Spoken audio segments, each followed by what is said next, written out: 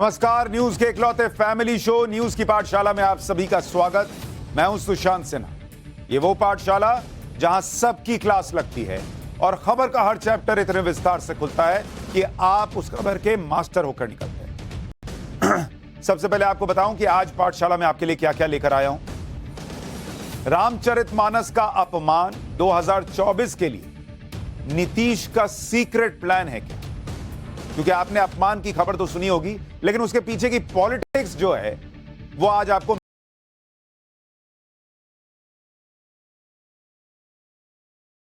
होगी। साथ ही श्री राम और रामचरितमानस पर बोले गए हर झूठ का सच आपको बताऊंगा। ये बड़ा इंपॉर्टेंट चैप्टर है जो इस देश के हर हिंदू को, मुसलमान को, सिख को, ईसाई को देखना चाहिए, क्योंकि हर किसी को गलत बातें बताई गई और प्रभु श्री राम तो सबके हैं। तो हर झूठ का आज पर्दाफाश करो। रामचरितमानस को नफरती ग्रंथ बताने वालों की थोड़ी कायदे से क्लास भी लगेगी। विपक्ष 2024 सोच रहा है, मोदी के दिमाग में 2047 क्यों चल रहा है? आज इसका चैप्टर। मोदी 2047 के चक्कर में पड़े हुए क्यों, आज बताओ। इसके अलावा अमेरिका, ब्रिटेन और अरब देश, हर जगह से पैसे लाने वाला मोदी प्लान कौन सा है, उसकी डिटेलिंग भी दूंगा। और वो गाड़ी जो देश के पेट्रोल पंप बंद कर देगी, उसका चैप्टर भी है। और बंदूक बम बनाने वाले, चलाने वाले तालिबान ने पहली सुपर कार बना ली है, लेकिन वो कार देखेंगे तो झटका लगेगा, उसकी भी बात करूंगा। लेकिन पाठशाला में सबसे पहले दिन भर का रिवीजन, फिर पहला चैप्टर।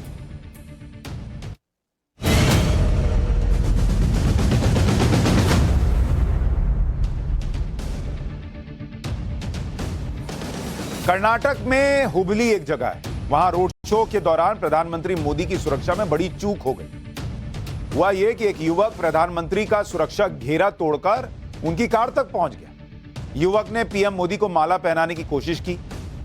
पीएम की तरफ जब वो आ रहा था तो एसपीजी, स्पेशल प्रोटेक्शन ग्रुप जो होती है, जो पीएम की सुरक्षा करती है, वो तुरंत एक्शन में आई। उसने युवक को पकड़ के पीछे खींच लिया। ये घटना जब तक हुई, जिस वक्त हुई, उस वक्त प्रधानमंत्री मोदी एयरपोर्ट से रेलवे खेल मैदान की तरफ जा रहे थे और उस वक्त यह घटना हुई। उसका वीडियो भी आपको दिखा रहा हूं।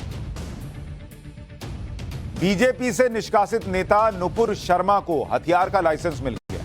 उनकी जान को खतरा था, तो नुपुर शर्मा को आत्मरक्षा के लिए हथियार का लाइसेंस दे दिया गया है। दिल्ली पुलिस ने आर्म्स एक्ट 1959 के तहत नुपुर शर्मा को हथियार का लाइसेंस दिया। नुपुर शर्मा पर एक धर्म के खिलाफ विवादित टिप्पणी करने का आरोप है और उसके बाद से ही नुपुर शर्मा को जान से मारने की धमकियां मिल रही हैं। जोशीमठ में डेंजर घोषित घरों और इमारतों को गिराने का काम फिलहाल के लिए रोक दिया गया। मौसम खराब था तो जो डेमोलिशन की कार्रवाई थी वो रोकनी पड़ी। कल जो एनडीआरएफ और एसडीआरएफ की टीम है, वो जो घर खतरनाक घोषित किए गए उनको गिराएगी। वहीं उत्तराखंड के मुख्यमंत्री पुष्कर धामी ने जोशीमठ के लिए 45 करोड़ के विशेष पुनर्वास पैकेज का ऐलान कर दिया। दिल्ली के कंझावला केस में गृह मंत्रालय ने दिल्ली पुलिस को सख्त निर्देश दे दिए। गृह मंत्रालय ने कंझावला केस में आरोपियों के खिलाफ धारा 302 लगाने का ऑर्डर दे दिया। मतलब हादसे के समय इलाके में जो हादसा हुआ उसमें हत्या का मामला भी इन पर चलेगा। अच्छा, जो इस इलाके में पीसीआर वैन थी, उसमें जितने पुलिसकर्मी थे सबको निलंबित करने का निर्देश दे दिया गया है। जो डीसीपी थे इलाके के, उनसे भी जवाब मांगा गया है। उचित जवाब नहीं देने पर डीसीपी के खिलाफ भी एक्शन हो। जम्मू कश्मीर के सोनमर्ग में बर्फीला तूफान आने से 2 लोगों की मौत हुई। एवलांच नील गिरद के पास आया, जहां पर इंफ्रास्ट्रक्चर का काम चल रहा है और कई कर्मचारी काम कर रहे थे। अचानक बर्फीला तूफान आने से 2 कर्मचारियों की मौत हो गई। एसडीआरएफ के साथ सेना की टीम रेस्क्यू ऑपरेशन चला रही है। अभी कुछ लोगों के बर्फ के नीचे दबे होने की आशंका जताई गई।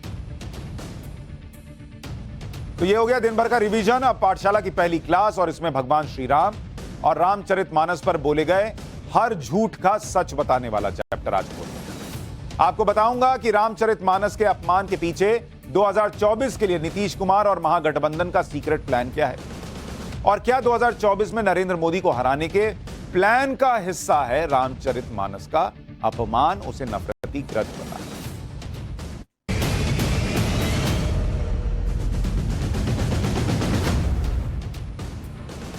2024 में नरेंद्र मोदी को हराने के लिए विपक्ष ने फिर से उसी प्रोजेक्ट पर काम करना शुरू कर दिया है, जो प्रोजेक्ट नरेंद्र मोदी के सामने कई चुनावों में फेल हो चुका है। लेकिन विपक्ष को लगता है कि एक बार और ट्राई कर लेते हैं। इसी प्रोजेक्ट से नरेंद्र मोदी को हराया जा सकता है। और यह प्रोजेक्ट है जाति आधारित राजनीति करने का, जिसकी शुरुआत बिहार से हो चुकी है। उसे इस तरह से समझिए कि 6 जनवरी से बिहार में जातिगत आधारित या जाति आधारित जनगणना शुरू हुई है और अब रामचरितमानस को लेकर विवादित बातें की जाने लगी। कहां? उसी बिहार में। ये दोनों का कनेक्शन क्या है, आज इस पर बात करूं। जाति आधारित जनगणना का राजनीतिक खेल आपको आगे समझाऊंगा, लेकिन पहले रामचरितमानस की बात करूं, जिसकी कुछ चौपाइयों को लेकर पहले भी वामपंथी विचारधारा और उसके जैसी विचारधारा वाले दूसरे लोग ये कहकर सवाल उठाते रहे कि इन चौपाइयों में दलित पिछड़ा विरोधी बातें की गई। अब फिर से उन्हीं चौपाइयों की बात अगर बिहार में हो रही है और खुद वहां के शिक्षा मंत्री रामचरितमानस को नफरती ग्रंथ बता रहे हैं, तो इन बयानों के पीछे का राजनीतिक खेल भी आपको समझना होगा। इसीलिए आज जो ये पहला चैप्टर आपके लिए लेकर आया हूं, उसमें 2 हिस्से होंगे। आपको बता देता हूं, इसके 2 पार्ट हैं इस पहले चैप्टर। पहला चैप्टर जो खोल रहा हूं, इसके 2 हिस्से हैं। पहला हिस्सा, इसमें आपको समझाऊंगा कि रामचरितमानस पर झूठ कैसे बोला गया और क्या बोला गया, और दूसरा जो इसका हिस्सा होगा आज के इस चैप्टर में कि 2024 की पॉलिटिक्स क्या है इसके पीछे, कैसे ये नरेंद्र मोदी को हराने के लिए जो एक प्लान चल रहा है उसका हिस्सा है रामचरितमानस पर झूठ फैलाना। अभी तक आप ये तो सुन रहे हैं रामचरितमानस, ये आपको नहीं पता, ये आज मैं बताऊंगा और इसके बारे में भी जो डिटेलिंग हम बताएंगे और तो कोई बताएगा। तो ये दोनों बातें बताऊं, लेकिन पहले रामचरितमानस की बात करूंगा, पॉलिटिक्स पर बाद में आऊंगा। पॉलिटिक्स को थोड़ी देर मोड़ के जेब में रखिए।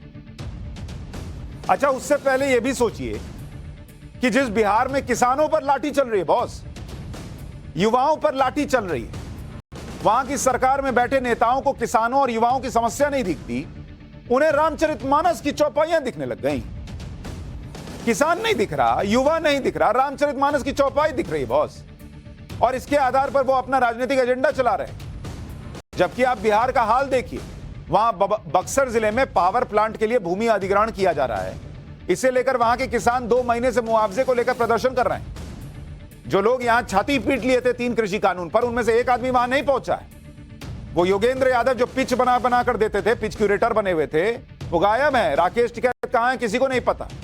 मंगलवार की रात पुलिस ने किसानों के घर में घुसकर लाठी बरसा दी। कोई सुना आपने किसी को कुछ बोलते सुना? लेकिन जिसको बोलना चाहिए था उसने क्या बोला आपको पता है? इस पर तेजस्वी यादव जो बिहार के डिप्टी सीएम है, उप मुख्यमंत्री हैं, उनको इस मामले की जानकारी ही नहीं है। एक बार सुनिए डिप्टी सीएम। हमारे संज्ञान में ये मामला नहीं है, आप लोग कह रहे हैं तो इसमें दिखवाते हैं कि क्या है मामला। और संज्ञान में लेकर मामला हुआ है, हमने वो दिखवाना पड़ेगा टेक्निकली क्या है। जिनको दिल्ली बॉर्डर पर बैठे किसान दिख जाते थे, उनको बिहार के किसान नहीं दिख रहे, वहां लाठीचार्ज नहीं दिख रहा। जिस पार्टी के डिप्टी सीएम को किसानों पर हुए लाठीचार्ज के बारे में जानकारी नहीं, उस पार्टी के नेता और बिहार के शिक्षा मंत्री को रामचरितमानस के बारे में पूरा ज्ञान, और जो रामचरितमानस घर घर में पूजा जाता है, जिस रामचरितमानस में करोड़ों हिंदुओं की आस्था है, वो रामचरितमानस इन्हें नफरत फैलाने वाला ग्रंथ लगता है। एक बार बिहार के शिक्षा मंत्री चंद्रशेखर सिंह को सुनिए, आरजेडी के नेता हैं। उसके बाद आज जरा चैप्टर खोलता हूं और विस्तार से। रामचरितमानस लिखा गया, तुलसीदास जी ने लिखा रामचरितमानस। उसके उत्तरकांड में कितनी बात कही गई? पूजिए विप्र शील गुण होना, पूजिए न शूद्र गुण ज्ञान परवीना। अगर ये विचारधारा चलेगा तो भारत को ताकतवर बनाने का सपना पूरा नहीं हो सकता। पूजिए विप्र शील गुण हीना, अब पूजिए न शूद्र गुण ज्ञान परवीना।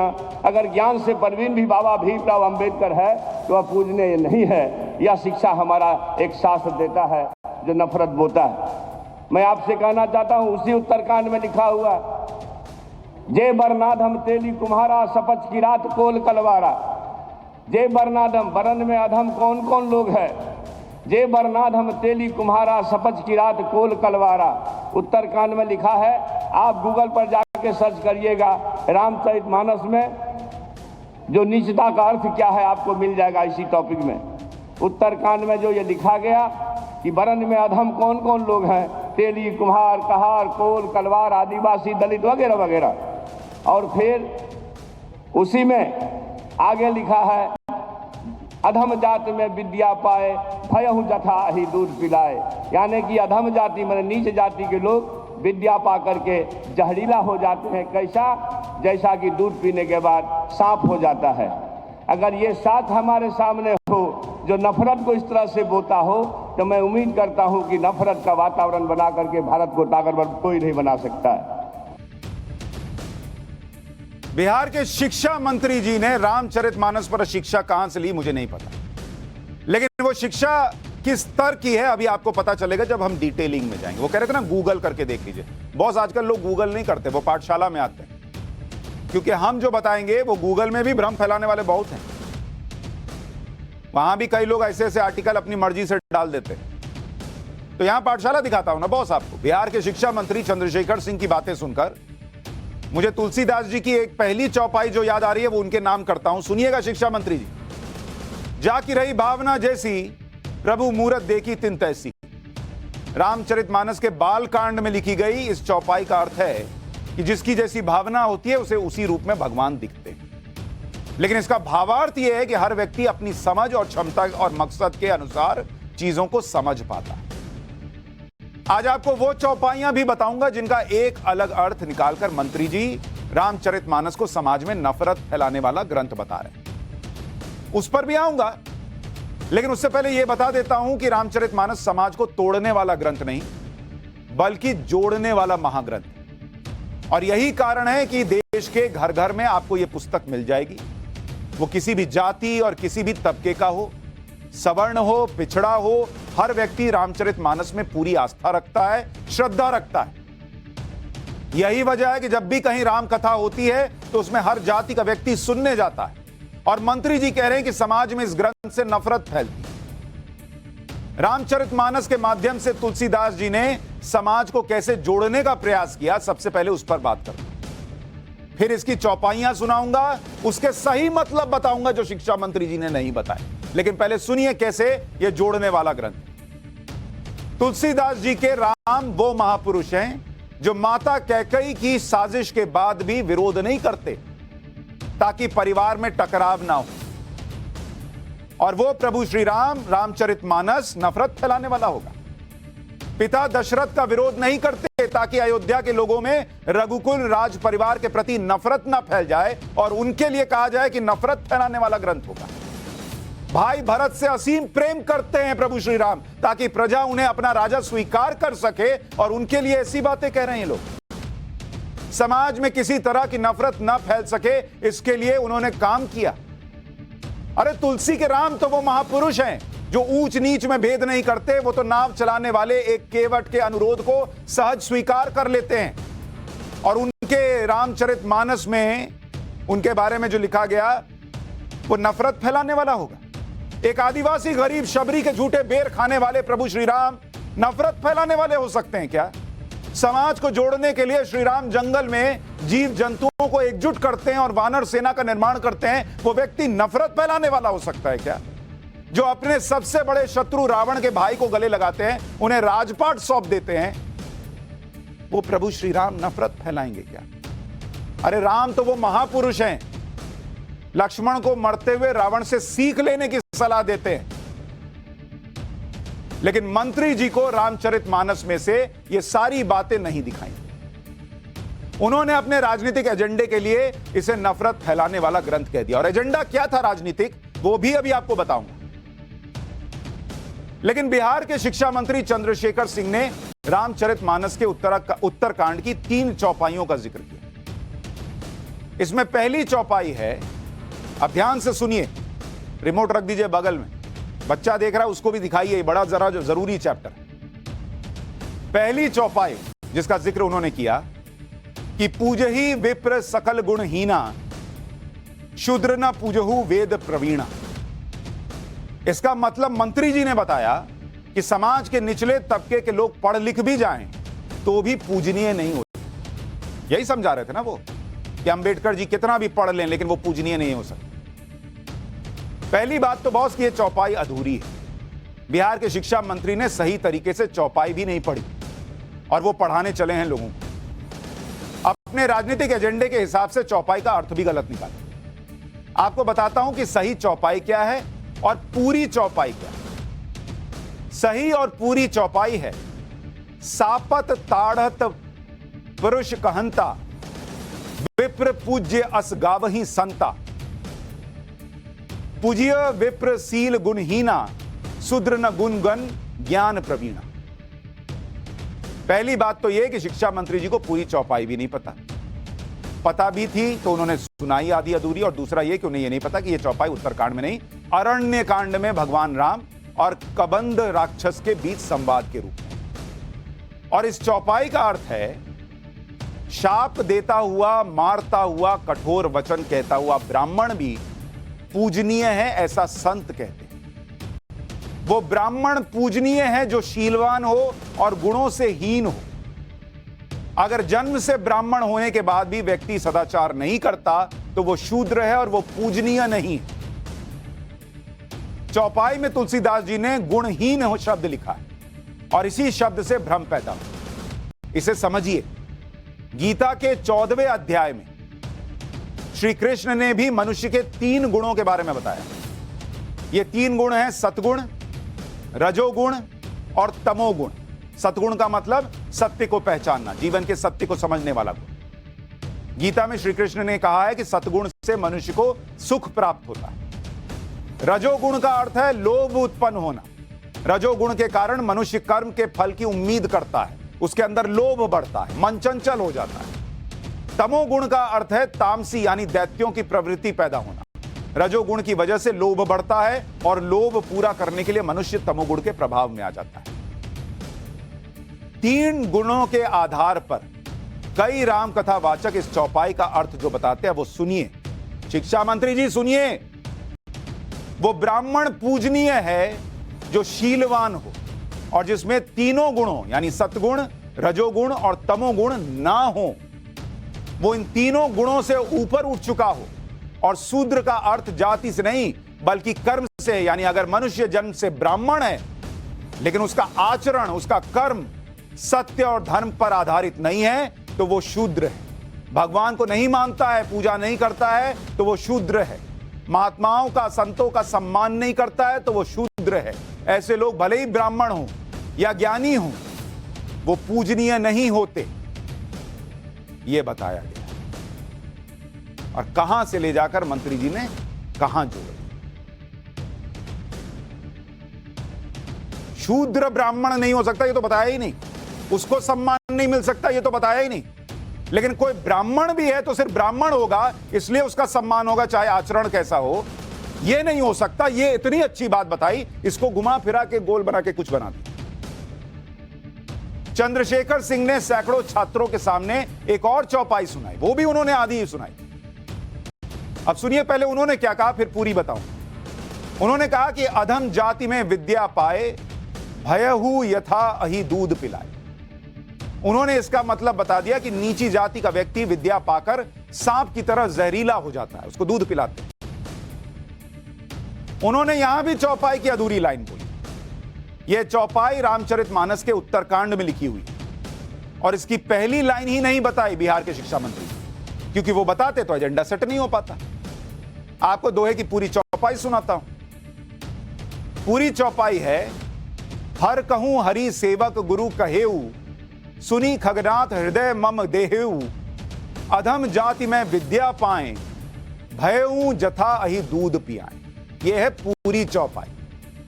अब शिक्षा मंत्री जी तो सुने ही, लोग भी सुने कि यह चौपाई रामचरितमानस के उत्तरकांड में जब आती है तो कैसे आती है और इसका क्या पूर्ण अर्थ है। जब गरुड़ देव और काक भुषुंडी के बीच संवाद होता है तब यह चौपाई आती है। और इस चौपाई का अर्थ क्या है? गुरुजी ने शिवजी को हरि का सेवक कहा। यह सुनकर हे पक्षीराज मेरा हृदय जल उठा, मैं पापी विद्या पाकर ऐसा हो गया जैसे दूध पिलाने से सांप। यहां काक भुषुंडी गरुड़ जी को गुरुजी कह रहे हैं और पक्षीराज गरुड़ जी को कह रहे हैं यहां काक भुशुंडी खुद के लिए अधम जाति का इस्तेमाल कर रहे हैं, यानी वो खुद को पापी कह रहे हैं। अधम मतलब अपने आप को पापी बता रहे हैं, क्योंकि काक भुशुंडी को श्राप मिला था, इसलिए वो कौआ बन गए थे। लेकिन बिहार के मंत्री जी ने सैकड़ों छात्रों के सामने रामचरितमानस की उस चौपाई की क्या व्याख्या की कि नीच जाति का व्यक्ति विद्या पाकर सांप जैसा विषैला हो जाता है, उसको कितना ही दूध पिलाए। और वो व्यक्ति कहां काक भुशुंडी अपने बारे में कह रहे हैं कि जो काम किया उसकी वजह से वो अपने आप को अधम बता रहे। रामचरितमानस की एक और चौपाई है जिसका अलग अलग अर्थ निकालकर अक्सर विवाद खड़ा किया जाता है।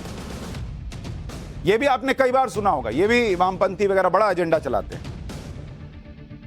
ढोल गवार शूद्र पशु नारी सकल ताड़न के अधिकारी, यह आपने कई बार सुना होगा। और इस चौपाई को आधार बनाकर रामचरितमानस पर आरोप लगाया जाता है कि इसमें पिछड़ों और महिलाओं का अपमान किया गया, जबकि यह पूरी तरह से गलत और निराधार है। इस चौपाई का अर्थ संदर्भ के साथ आपको जानना चाहिए। प्रसिद्ध रामकथा वाचक रामभद्राचार्य ने सही चौपाई और उसका अर्थ बताया, जिसके मुताबिक पूरी चौपाई है प्रभु भल किन्ह मोही सीख देनी, मर्यादा पुनी तुम्हरी किन्ही, ढोल गवार शूद्र पशु नारी सकल ताड़ना के अधिकारी। यह है पूरी चौपाई। रामचरितमानस में यह चौपाई प्रभु श्री राम और समुद्र के बीच संवाद के रूप में आती है। जब समुद्र ने लंका जाने का मार्ग नहीं दिया तो प्रभु श्री राम क्रोधित हो और समुद्र को सुखाने का निर्णय लिया। यह देखकर समुद्र देव प्रकट हुए और प्रभु श्री राम से क्षमा मांगते हुए चौपाई कही।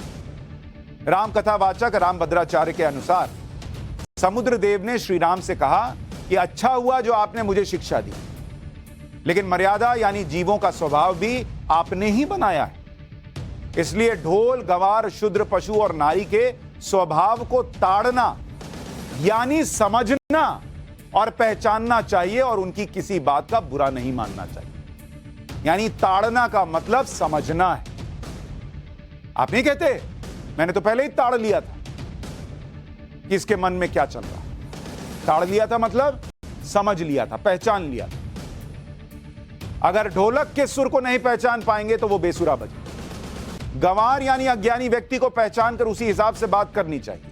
शूद्र का अर्थ यहां जाति नहीं बल्कि कर्मचारी से है, यानी कर्मचारियों की पहचान करनी चाहिए और उसकी क्षमता और काबिलियत के अनुसार काम देना चाहिए। इसी तरह से पशु के व्यवहार का बुरा नहीं मानना चाहिए क्योंकि वो एक नासमझ जीव है। और इसी तरह नारी के स्वभाव को भी पहचानना चाहिए, समझना चाहिए, तभी उसके साथ सुखपूर्वक जीवन व्यतीत कर पाए। यानी इन सब को समझने के लिए कहा गया है कि इनको ताड़ना चाहिए। ताड़न के अधिकारी यानी समझ के अधिकारी हैं ये। उसको क्या से क्या बना के कि ताड़ना मतलब इनको पीटने की बात हो रही है। जिस समाज में महिलाओं का सम्मान और अधिकारों का ध्यान नहीं रखा जाता वहां हमेशा हिंसा और तनाव का माहौल रहता और इसीलिए कहा गया कि इनको समझना चाहिए।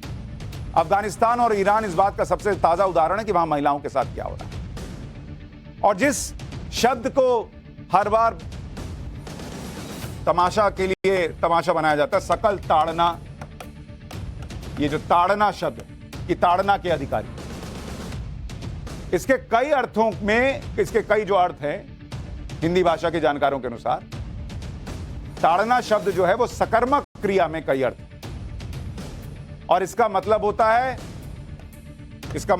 है आंकना, समझना,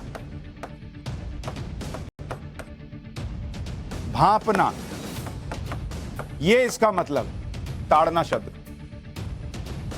यहां ताड़ना का अर्थ मारने पीटने से नहीं, लेकिन इसको बना ये दिया ये सब पीटने योग्य हैं, इनको पीटना चाहिए।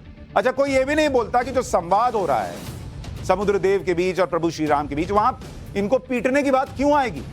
समझने की बात तो आ रही है कि वो कह रहे हैं कि भाई आपको हमको समझना चाहिए था, लेकिन नहीं, अपने हिसाब से कुछ भी बना के इस देश में एजेंडा चल रहा है। और भाई श्री राम तो वो व्यक्ति हैं जो अपनी माँ, सौतेली माँ कैकेयी की साजिश के बाद भी उनका पूरा सम्मान कर रहे हैं ना, तो वो कहेंगे कि महिलाएं पीटने के योग्य होती।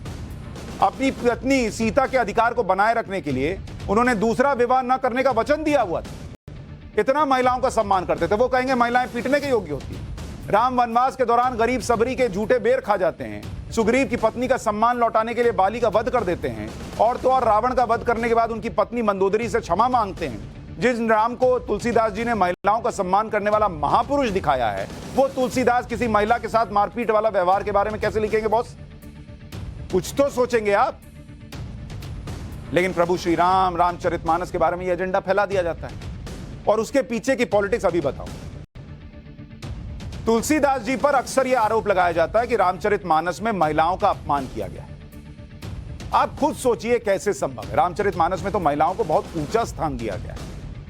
तुलसीदास जी ने लिखा है कि जननी सम जानही पर नारी, तिन्ह के मन शुभ सदन तुम्हारे। इसका अर्थ है कि जो पुरुष अपनी पत्नी के अलावा हर स्त्री को माता और बहन समझता है, उसके हृदय में भगवान का वास होता है। ऐसे मनुष्य पवित्र होते हैं और स्त्रियों का सम्मान करना जानते हैं। इतना सम्मान दिया गया और कहा जा रहा है यहां महिलाओं को पीटने की बात हो। इसी तरह से किष्किंधा कांड की एक चौपाई, मूड तो ही अतिशय अभिमाना, नारी सिखावन करसी काना। यह चौपाई श्री राम और बाली के बीच संवाद के रूप में। श्री राम बाली से कहते हैं कि मूर्ख बाली, तुम अज्ञानी पुरुष हो, उसके बाद भी तुमको अभिमान है, और इसी अभिमान में तुमने अपनी विद्वान पत्नी की बात नहीं मानी, और इसी वजह से तुम्हारी हार हुई। यानी यहां भी प्रभु श्री राम विद्वान पत्नी का जिक्र कर रहे हैं, महिलाओं को सम्मान दे रहे हैं। और सुनिए, मर्यादा पुरुषोत्तम श्री राम तो समाज के हर व्यक्ति को अपना समझते हैं, फिर चाहे वो पुरुष हो, महिला हो या फिर किन्नर हो। जबकि आज भी हमारे समाज में इस वर्ग के लिए सम्मान की भावना बहुत कम है। लोग इनका तिरस्कार करते हैं, किन्नरों का, उनसे दूर रहने का व्यवहार किया जाता है। लेकिन रामचरितमानस में इस समाज को भी अपनाने की बात कही गई। रामचरितमानस के उत्तरकांड में चौपाई नंबर 87 क में लिखा है, पुरुष नपुंसक नारी वा जीव चराचर कोई, सर्वभाव भज कपट तजी मोही, परम प्रिय सोई। रामचरितमानस के मुताबिक राम जी ये चौपाई काक भुसुंडी जो श्राप से कौआ बन गए थे, उनसे कह रहे हैं। और इसका अर्थ यह है कि वो पुरुष हो, नपुंसक हो, स्त्री हो अथवा चर अचर कोई भी जीव हो, कपट छोड़कर जो भी सर्वभाव से मुझे भजता है, यानी मेरा भजन करता है, वही मुझे परम प्रिय। तो वो रामचरितमानस जो पुरुष, स्त्री, किन्नर सबको सम्मान दे रहा है, उस रामचरितमानस के बारे में झूठ फैलाया जाता है, नफरत वाला ग्रंथ बताया जाता है। यह है रामचरितमानस की महिमा, जो बांटने की नहीं, जोड़ने की सीख देती है। देश और समाज की भलाई को लेकर रामचरित में भी तुलसीदास जी ने लिखा है। और यह लाइन बिहार के मुख्यमंत्री नीतीश कुमार जी को भी सुननी चाहिए। शिक्षा मंत्री जी, एक लाइन मैं भी सुना रहा हूं, सुनिएगा। लिखा है तुलसीदास जी ने कि जासु राज प्रिय प्रजा दुखारी, सो नृप अवसी नरक अधिकारी। और यह चौपाई रामचरितमानस के अयोध्या कांड में लिखी हुई। और शिक्षा मंत्री जी, इसका भाव भी आपको बताता हूं। जिस राजा के राज्य में जनता दुखी रहती है, वो राजा अवश्य ही नरक में जाता है। तो जिस राज्य में नौकरी मांगने पर डंडे पड़ते हैं, शराब की अवैध तस्करी होती है, नकली शराब से लोग मारे जाते हैं, यूनिवर्सिटीज के नतीजे नहीं आ पाते, छात्र नौकरी से वंचित रहते हैं और लोगों को उनके राज्य में नौकरी नहीं मिलती और वो दूसरे राज्यों में पलायन करते हैं, उस राज्य के शासक के लिए ऐसी चौपाई लिखी गई। वो राज्य कोई भी हो सकता है, शासक कोई भी हो सकता है। शिक्षा मंत्री जी रात में सोएंगे एक बार आंख बंद करके, तो इसका ध्यान करेंगे तो समझ में आएगा। ये वो बिहार है जहां शिक्षा मंत्री को रामचरितमानस पर पूरा ज्ञान है, ऐसा उनको लगता है। लेकिन बिहार के उन युवाओं पर कोई ध्यान नहीं जो नौकरी मांग रहे हैं, भर्ती निकालने के लिए कह रहे हैं, और जब नौकरी की मांग होती है तो इन पर लाठी चलाई जाती है। बिहार में टीचर्स के करीब 1.5 लाख से ज्यादा पद खाली पड़े हुए। तो बॉस, रामचरितमानस समझाना छोड़िए, उसे नफरती बताना छोड़िए और इनको रोजगार दीजिए। लेकिन नीतीश कुमार और उनकी सरकार को 2024 में नरेंद्र मोदी को हराने का सपना दिख रहा है, और इसलिए पहले नीतीश कुमार बीजेपी से अलग हुए, लालू जी से हाथ मिलाया, महागठबंधन में गए, और फिर बिहार में जाति जनगणना के जरिए वही मंडल पॉलिटिक्स शुरू कर दी जो एक दौर में लालू प्रसाद जैसे नेता करते थे। मंडल पॉलिटिक्स यानी जाति आधारित राजनीति के जरिए ये हिंदुत्व की राजनीति के काउंटर प्लान पर काम कर रहे हैं, और इसलिए जातिगत जनगणना भी शुरू। इसके जरिए नीतीश कुमार जी का प्लान है कि पहले ओबीसी को जमीनी स्तर पर बिहार में एकजुट करो, फिर इसे राष्ट्रीय स्तर पर जोड़ो, जातिगत जनगणना के जरिए संख्या बल बताकर फिर से आरक्षण के मुद्दे को 2024 से पहले उठाओ। और जो पिछड़ी जातियां हैं, जो दलित हैं, जो पीछे रह गए, उनको रामचरितमानस को नफरती ग्रंथ बताकर यह बताओ कि तुम उस पार्टी के साथ जाने का कैसे सोच सकते हो जो रामचरितमानस को पूजती है। यह है पॉलिटिक्स बॉस। अचानक शिक्षा मंत्री को रामचरितमानस याद नहीं आ गया। उनको तो यह बताना है कि उस पार्टी की तरफ कैसे जा रहे हो जो राम का मंदिर बनाने को अपनी बड़ी उपलब्धि मानता है, क्योंकि रामचरितमानस में तो तुम्हारा अपमान है, तुम्हें नीच बताया गया है, उस पार्टी के साथ जाओगे। यह है पॉलिटिक्स। पूरी लड़ाई ओबीसी वोटों को लेकर है, क्योंकि ओबीसी वोट बड़े पैमाने पर बीजेपी की तरफ आए। 1996 लोकसभा चुनाव में जो ओबीसी वोट मिलता था, अब आपको ये 2024 की पॉलिटिक्स समझा रहा हूं बॉस, ये रामचरितमानस वाले चैप्टर में। 1996 ओबीसी वोट, इसमें आपको बता रहा हूं बीजेपी का 16%, माफ कीजिएगा 19% वोट शेयर था ओबीसी का जो बीजेपी को मिलता था। 2019 लोकसभा चुनाव में कितना हो गया बढ़कर पता है? 44%। बॉस, यही है रामचरितमानस के अपमान की असली वजह कि तुम उधर कहां सट रहे हो, ये तो अपमान करने वाले हैं। तो वो वैसे नहीं हो पा रहा, तो रामचरितमानस को अपमान करो, उसको बताओ नफरती। विपक्ष 2024 सोच रहा है, लेकिन प्रधानमंत्री नरेंद्र मोदी के दिमाग में 2047 चल रहा है। अब आप कहेंगे वो 2024 सोच रहे हैं, उसके लिए क्या ना क्या कर रहे हैं। मोदी जी 2047 क्यों सोच रहे हैं भाई? अब इसी का चैप्टर।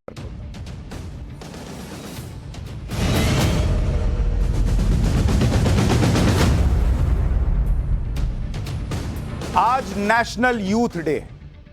1863 में आज के ही दिन स्वामी विवेकानंद जी का कोलकाता में जन्म हुआ। विवेकानंद जयंती को ही 1984 से हर साल नेशनल यूथ डे के तौर पर मनाया जाता है। नेशनल यूथ डे पर आज पीएम मोदी ने बहुत अहम बात कही। उन्होंने कहा कि अगले 25 साल भारत के लिए बहुत अहम साल है और इसमें युवा शक्ति का बड़ा रोल होगा। पीएम ने 3 बड़ी बातें कही। पहली बात, युवा शक्ति के ड्रीम्स से भारत की डायरेक्शन तय होगी। दूसरी बात, युवा शक्ति के एस्पिरेशन से भारत की डेस्टिनेशन तय होगी।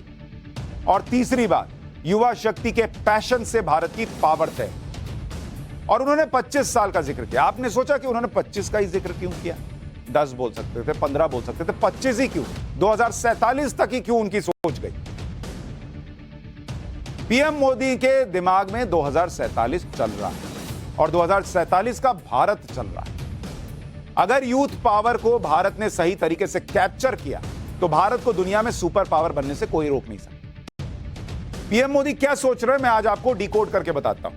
उनका जो 2047 दिमाग में चल रहा है वो देखिए कहां से आ रहा है। भारत में 90 करोड़ लोग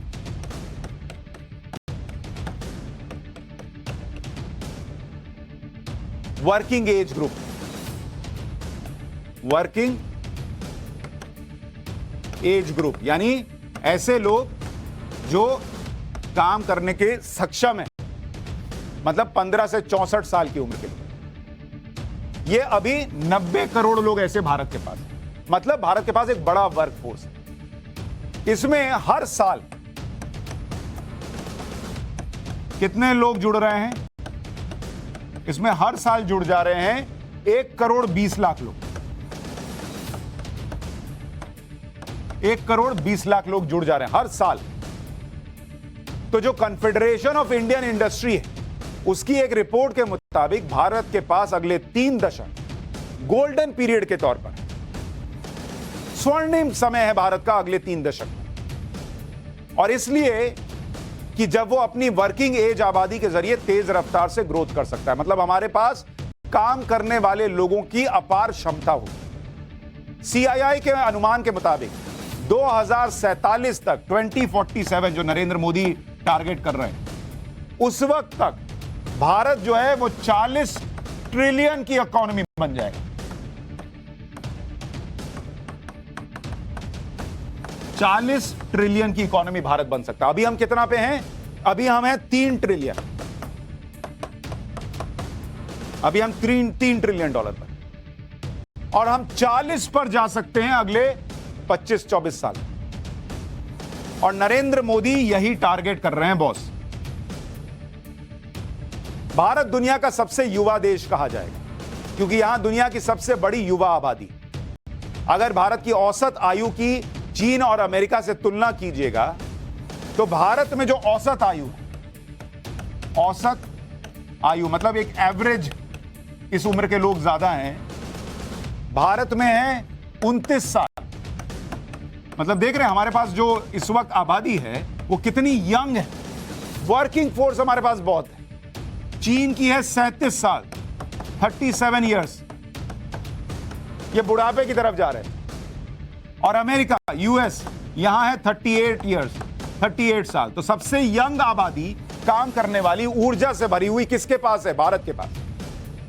युवा शक्ति को लेकर जिस तरह का गोल्डन पीरियड भारत के लिए अब है, उस तरह का गोल्डन पीरियड चीन के पास 2002 से 2012 के बीच था।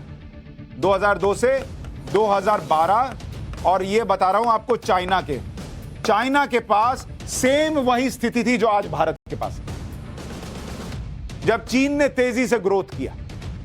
लेकिन 2012 के बाद ऐसा हुआ कि चीन की वर्किंग एज आबादी घटने लगी। और अगर वर्किंग एज आबादी, काम करने वाले लोगों की संख्या घटने लग जाए तो वही होगा जो चीन के साथ। और इसको अगर चीन से तुलना कीजिएगा, वर्किंग एज आबादी 2020 से 2030 के बीच चीन में 2 करोड़ 60 लाख घटेगी और भारत में 10 करोड़ बढ़ेगी। अब आप समझ रहे हैं नरेंद्र मोदी के दिमाग में 2047 क्यों चल रहा है? चीन की काम करने वाली आबादी 2 करोड़ घट जाएगी, 2 करोड़ 2.5 करोड़ घट जाएगी करीब, और भारत में 10 करोड़ बढ़ जाएगी। वर्किंग एज आबादी 2030 से 2050 के बीच चीन में 14 करोड़ 80 लाख घटेगी, भारत में 8 करोड़ 20 लाख बढ़ेगी। ये देख रहे हैं, ये आंकड़ा अपने आप में इतना कमाल का है कि आप इसको समझिए। 2020 से 2030, अब इसको जरा आपको लिख कर समझाऊंगा तो आपको समझ आएगा कि कैसे ड्रास्टिक चेंज आ रहा है। काम करने योग्य आबादी, ये आपको चीन का बता रहा हूं और ये आपको भारत का बता रहा हूं। क्या जबरदस्त चेंज है वो देखिएगा। 2020 से 2030, इस 10 साल में चीन में 2.60 करोड़ नीचे जा रहा है, 2 करोड़ 60 लाख घट रही है आबादी। भारत में 10 करोड़ बढ़ रही है। या बढ़ेगी, बढ़ी या बढ़ेगी? बढ़ेगी। और अगर इसी को आप 2050 तक ले जाइए, 2030 से आगे अगले 20 साल में, तो देखिए क्या होगा। चीन में 14 करोड़ 80 लाख वर्किंग आबादी घट जाएगी। वहां से वैसे ही फैक्ट्रियां हट रही हैं, कोरोना आया हुआ, अर्थव्यवस्था चरमराई हुई, और काम करने वाले लोग भी घट जाएंगे। और भारत में 8.2 करोड़, 8 करोड़ और बढ़ेगी, ऊपर जाएगी काम करने योग्य आबादी। अब आप देख रहे हैं हमारे पास काम करने वाले भयंकर लोग हैं, इनके पास घट रहे हैं। भारत और चीन का आंकड़ा मैं आपको बता रहा हूं। और इसलिए नरेंद्र मोदी ने अभी से 2047 पर फोकस करना शुरू किया। लेकिन इतनी बड़ी आबादी, भारत की ताकत तो बनेगी, और तभी बनेगी जब उसे स्किल किया जाए, उसे पर्याप्त मौके मिलेंगे। और नरेंद्र मोदी इसी पर काम कर रहे हैं, क्योंकि अगर इतनी बड़ी आबादी को स्किल नहीं मिला, उसे हुनरमंद नहीं बनाया, तो फिर भारत को इस बड़ी आबादी का जो फायदा मिलना चाहिए वो नहीं मिलेगा। इसलिए नरेंद्र मोदी 2047 के बारे में सोचकर 4E प्लान पर काम कर रहे हैं। 4E का मतलब जो आपको बताया, पीएम मोदी का 4E प्लान।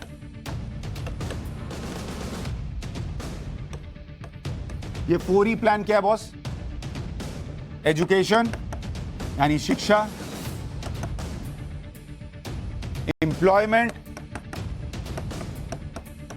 जिस पर वो काम कर रहे हैं लगातार, अभी उसके बारे में डिटेल बताऊंगा, यानी रोजगार, एंटरप्रेन्योरशिप और एक्सेलेंस, ये 4 चीज पर काम कर रहे हैं। इसको भी लिख ही देता हूं। ये 4 ई पर वो काम कर रहे हैं। इसी वजह से आप देखिए कि 34 साल के बाद एजुकेशन, भारत में नई शिक्षा नीति लाई गई। 34 साल के बाद, 2014 के बाद भारत ने शिक्षा पर खर्च को बढ़ाया है। 8 साल में एजुकेशन के इंफ्रास्ट्रक्चर पर खर्च किया है। कई लोग पूछते हैं अरे किया क्या, राम मंदिर की बात होती है, क्या किया? अगर आप एजुकेशन के लिहाज से देखिएगा, 7 IIT बनी है 8 साल में। 8 साल 7 IIT बनी, 7 IIM बने, मैनेजमेंट इंस्टीट्यूट, 14 ट्रिपल IIT बनी, ट्रिपल IIT, 13 सेंट्रल यूनिवर्सिटी और 16 एम्स बने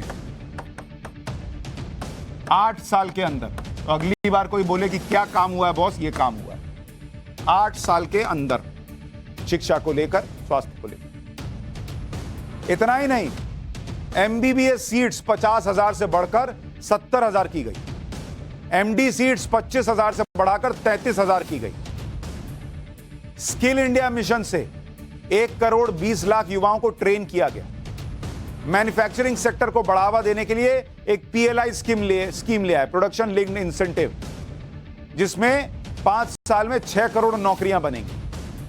पिछले 8 साल में 84,000 स्टार्टअप शुरू हुए। PM मुद्रा योजना के तहत 29 करोड़ छोटे कारोबारियों को 15,52,000 करोड़ रुपए के लोन दिए गए।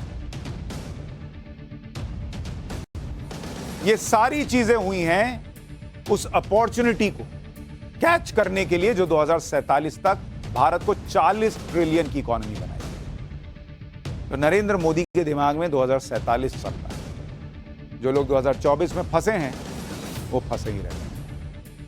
पाठशाला में अब अमेरिका, ब्रिटेन, अरब देश, हर जगह से पैसे लाने वाला मोदी प्लान।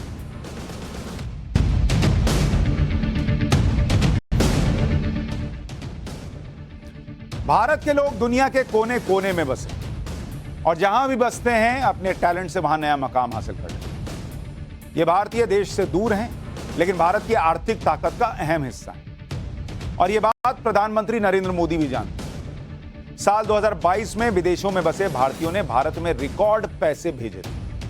आपको यकीन नहीं होगा, लेकिन जो भारतीयों ने विदेश में रहते हैं भारतीय, उन्होंने 8 लाख करोड़ रुपए भेजे।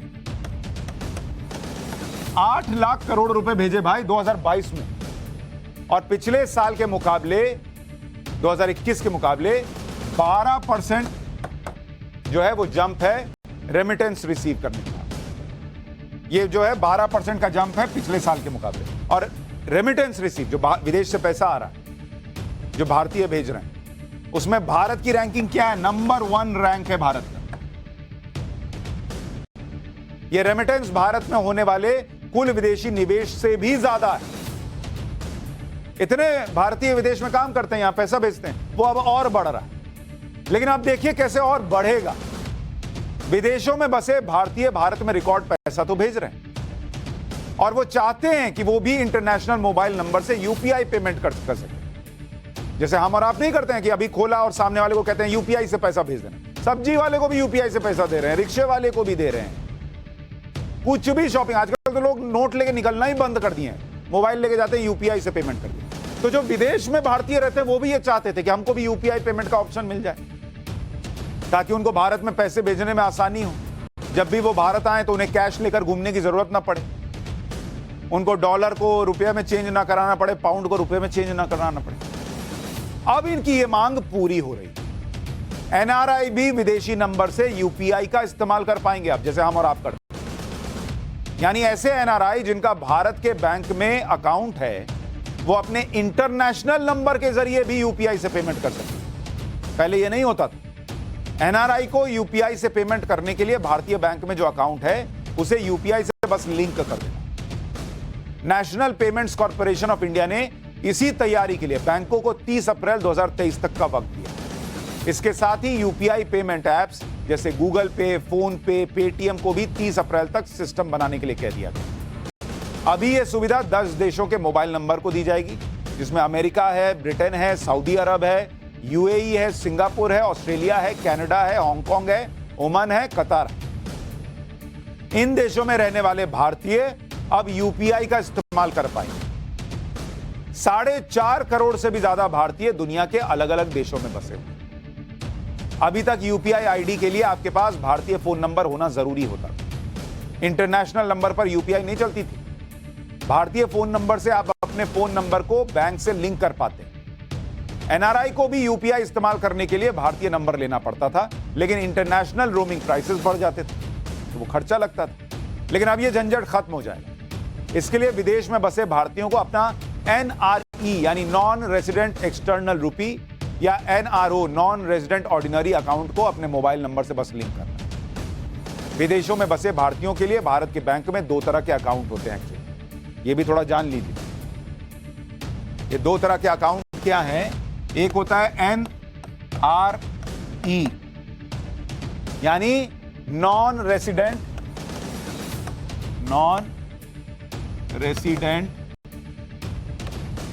External account.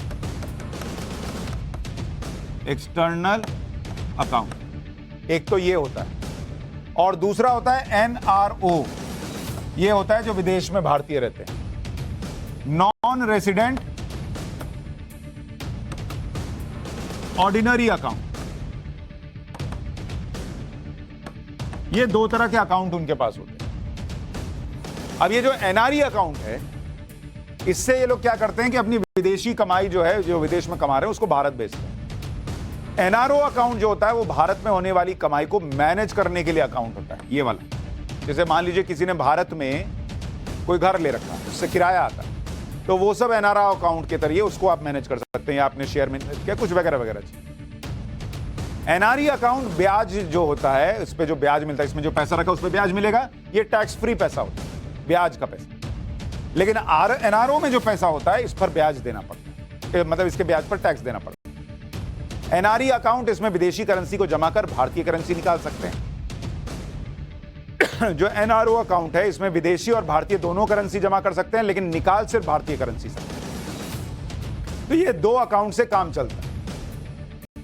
अभी बिना यूपीआई पेमेंट की सुविधा के एनआरआई किस तरीके से भारत में पैसा भेजते हैं, कितनी फीस लगती है, एक बार में कितना पैसा भेज सकते हैं, वो भी आपको बताता हूं।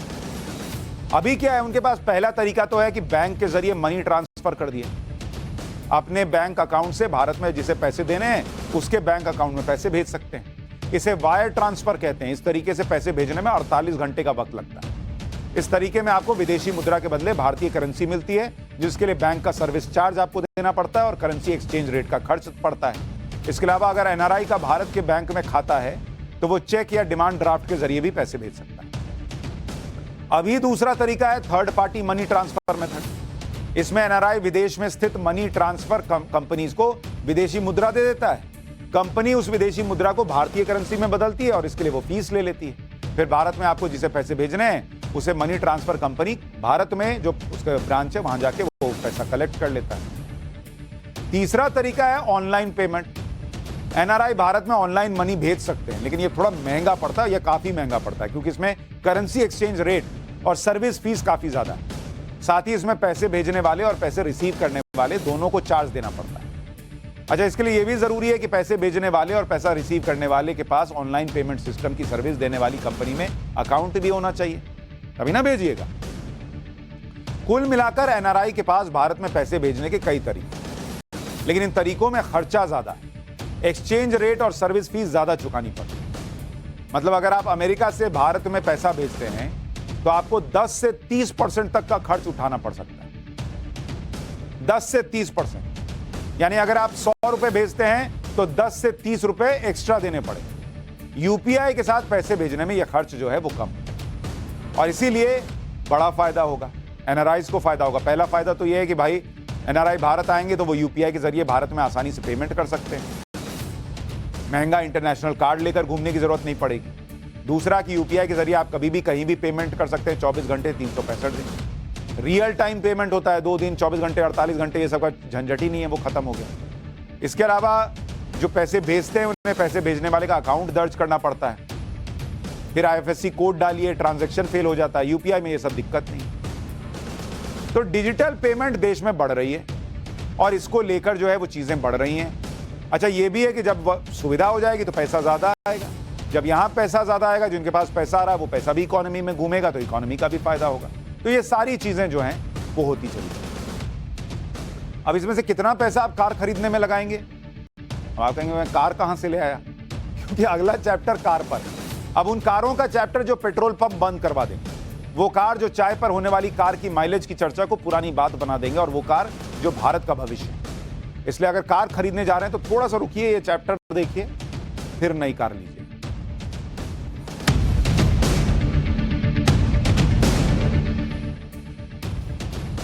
भारत की अर्थव्यवस्था का पहिया कितनी तेजी से घूम रहा है इसको समझना है तो एक अंदाजा 4 घूमते पहियों पर चलने वाली गाड़ियों की बिक्री से भी पता चल जाता है। आज फ्यूचर की कुछ गाड़ियों का जिक्र करूं उससे पहले आपको बताता हूं कि क्यों बड़ी बड़ी कंपनियां दुनिया में मंदी की आशंकाओं के बीच भारत में नई नई कार बनाकर बेचने के लिए उत्सुक हैं। आपको यकीन नहीं होगा, भारत में 2022 सबसे ज्यादा कार बिकी। अभी तक भारत में जितनी कारें बिकी होंगी उसमें सबसे ज्यादा कब बिकी? 2022 में बिकी। इतना मंदी वंदी युद्ध वगैरह के बीच में एक साल में 37,93,000 यूनिट बिकी, यानी इतनी कारें बिकी एक साल के अंदर 2022 में। और ये पिछले बार के मुकाबले 23% ज्यादा है, 23% ज्यादा कारें बिकी 2021 के मुकाबले 2022 में। Maruti, Mahindra, Hyundai, Skoda, Volkswagen, किसी कंपनी की बात कर लीजिए, सब नोट छाप रही। दुनिया भले मंदी की तरफ जा रही हो, लेकिन भारत में इनका बिजनेस रॉकेट बना हुआ है और इसलिए हर कंपनी कुछ नया, कुछ बेहतर करने के लिए पूरा दम लगा रही है। आज आपको दिखाता हूं कि भविष्य में ये कंपनियां कौन सी कार ला रही हैं, पेट्रोल पंप कैसे बंद करवा देंगी, पेट्रोल डीजल की बढ़ती कीमतों का टेंशन क्यों खत्म कर। ये कारें जो हैं वो ऑटो एक्सपो 2023 में देखने को मिली हैं, उनके बारे में आपको थोड़ा सा बताता हूं। और फ्यूचर चूंकि बैटरी कार्स का है तो बैटरी कार ज्यादा कंपनियां लेकर आई हैं, आज जरा उनके बारे में आपको बताता हूं, जिसको ईवी कहते हैं, इलेक्ट्रिक व्हीकल, बैटरी से चलने वाली कार। भारत में सबसे ज्यादा कार बेचने वाली कंपनी मारुति ने अपनी पहली इलेक्ट्रिक कार लॉन्च कर दी और इसका नाम है मारुति EVX, जो कॉन्सेप्ट इलेक्ट्रिक एसयूवी है। कॉन्सेप्ट कार का मतलब है कि कार की झलक और भविष्य में कुछ ऐसी कार बनाई जाएगी वो दिखाया गया। यह है मारुति की कार। पिछले कई सालों से ग्राहकों को मारुति की इलेक्ट्रिक कार का इंतजार था, क्योंकि किफायती कीमत में कार बनाने का हुनर मारुति को बहुत अच्छी तरह आता है। मारुति सुजुकी की नई इलेक्ट्रिक कार का लुक बेलेनो से मिलता जुलता है, लेकिन ये एक मिड साइज इलेक्ट्रिक एसयूवी है। इसके बाहरी हिस्से में कर्वी लुक दिया गया है, एरोडायनेमिक सिलुएट है, लंबे व्हील बेस है, छोटे ओवरहैंग्स है, वगैरह वगैरह चीजें की गई। मारुति की इस कॉन्सेप्ट इलेक्ट्रिक एसयूवी में 60 किलोवाट आवर्स बैटरी पैक दिया गया, जिसका मतलब है कि एक बार ये फुल चार्ज हो गई तो 550 किलोमीटर तक चल सकती है। इस कार की लंबाई 4.3 मीटर है, यानी इसका आकार हुंडई की क्रेटा के बराबर है। इस कार में बाहर की तरफ रियर व्यू मिरर की जगह कैमरे लगाए गए हैं और पूरी तरह LED लाइट्स का इस्तेमाल किया। कंपनी के मुताबिक EVX मॉडल 2025 से पहले बाजार में आ जाएगा और इसकी कीमत होगी 15 लाख रुपए के आसपास। हालांकि मारुति इसकी बैटरी भारत में बनाने की तैयारी कर रही है, इसलिए इसकी कीमत कम होने की उम्मीद है। अच्छा, अगर आपको मारुति की इलेक्ट्रिक कार महंगी लग रही है और कम बजट में इलेक्ट्रिक कार लेने का मन बना रहे हैं तो उसके दूसरा ऑप्शन है MG Air EV। MG Air EV जो है, इसमें 2 वर्जन होंगे, 30 किलोवाट बैटरी और 200 किलोमीटर की रेंज, या फिर 50 किलोवाट बैटरी और 300 किलोमीटर की रेंज। यानी ये एक शहर के अंदर चलने वाली कार होगी। दूसरी सबसे खास बात यह है कि यह कार लगभग 4 घंटे में पूरी तरह चार्ज हो सकती है। 2 दरवाजों वाली इस इलेक्ट्रिक कार की लंबाई 3 मीटर से कम और इसमें 4 लोगों के बैठने की व्यवस्था है। यानी एक छोटी फैमिली कार की तरह है जो शहर में घूमने के काम आ सकती है और 2024 तक सड़कों पर दिखाई दे सकती है। इसकी एक्स शोरूम कीमत 10 लाख रुपए के आसपास होगी। हालांकि कीमत को कम करने के लिए एमजी बैटरी के लिए टाटा ऑटोकॉम से समझौता की बातचीत चल रही है। तो अगर ऐसा हो गया तो थोड़ी और कीमत कम हो जाएगी।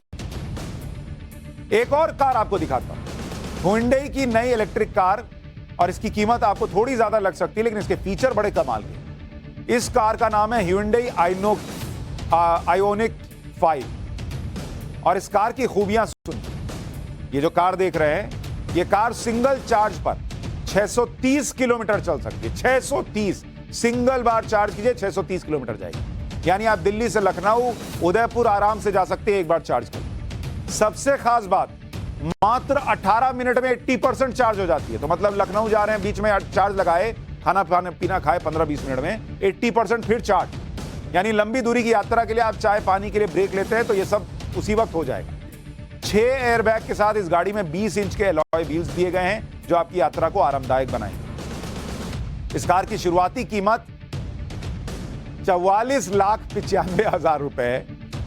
कीमत ऐसी है कि आपकी बैटरी डाउन हो जाए, क्योंकि भाई 44,95,000, उसमें भी 5,000 क्यों छोड़े, 45 लाख कर देते। और ये भी शुरू के 500 ग्राहकों को मिलेगी। उसके बाद इसकी कीमत जो है वो बढ़ सकती है। हालांकि कंपनी ने इसमें कई दूसरी सुविधाएं दी हैं, जैसे बैटरी की 8 साल की गारंटी है, 1,60,000 किलोमीटर तक बैटरी की जिम्मेदारी कंपनी की होगी। थोड़ा एडवांस ले लीजिएगा, मतलब उसमें और पैसा लगा दीजिएगा तो 1,40,000 किलोमीटर और जुड़ जाएगा, तो वो भी कंपनी ही देखेगी। लेकिन इसका फायदा ये है कि भाई 20 मिनट में 80% चार्ज हो जा रही है और 650 किलोमीटर जा रही है। हुंडई की इस 45 लाख रुपए की इलेक्ट्रिक कार को देखकर आप सोच रहे होंगे कि अपने यहां चलेगी या नहीं। बॉस, भारत में इलेक्ट्रिक वाहनों के ग्राहकों की संख्या बहुत तेजी से बढ़ रही है। 2 व्हीलर, 3 व्हीलर, 4 व्हीलर सब शामिल। 2015 में इलेक्ट्रिक व्हीकल्स 5 लाख बिकी थी। 2022 में 14.5 लाख इलेक्ट्रिक व्हीकल्स जो है वो बिकी। 2030 में जो 2 व्हीलर है, 2 में से 1 इलेक्ट्रिक होगी और 4 व्हीलर जो है वो 5 में से 1 होगी। और कुछ आंकड़े अगर आपको बताऊं, इलेक्ट्रिक बाइक 2016 में 75,000, 2022 में 3.5 लाख इलेक्ट्रिक बाइक बिकी। इलेक्ट्रिक कार 2016 में 75,000 बिकी थी, 2022 में 4.5 लाख बिकी। भारत सरकार का इंफ्रास्ट्रक्चर फंड है 26,000 करोड़ रुपए का 5 साल के लिए। सब्सिडी 20,000 रुपए से 1.5 लाख रुपए तक की मिल रही है, इसलिए गाड़ियां बिक रही हैं दनादन। और इस समय हर देश अपने यहां कारों को वक्त के हिसाब से अपग्रेड करने में लगा हुआ है ताकि भविष्य की बेहतरीन कारों को बनाया जा सके। लेकिन आपको जानकर हैरानी होगी कि अफगानिस्तान भी फ्यूचर की कार बनाने की कोशिश कर रहा है। वहां की आतंकी तालिबान सरकार के कुछ इंजीनियर्स ने मिलकर एक स्पोर्ट्स कार तैयार की। इसका नाम है मैडा 9। ये एक सुपर कार का प्रोटोटाइप है जिसे लॉन्च करके तालिबान सोच रहा है कि उसने बहुत बड़ा तीर मार लिया। लेकिन सच्चाई यह है कि इस कार में टोयोटा की एक पुरानी कोरोला सेडान का इंजन लगा दिया भाई लोग। इसका मतलब सिर्फ ढांचा नया है, इंजन पुराना लगा दिया है। लेकिन अब बंदूक चलाते चलाते कार चला रहे हैं और कार बना रहे हैं, चोरी का ही बना रहे हैं जी। ये भी बड़ी बात। तो तालिबान वाली कार आप खरीदने का सोचिए, मैं तो नहीं खरीदा। पाठशाला में इतना है। नमस्कार।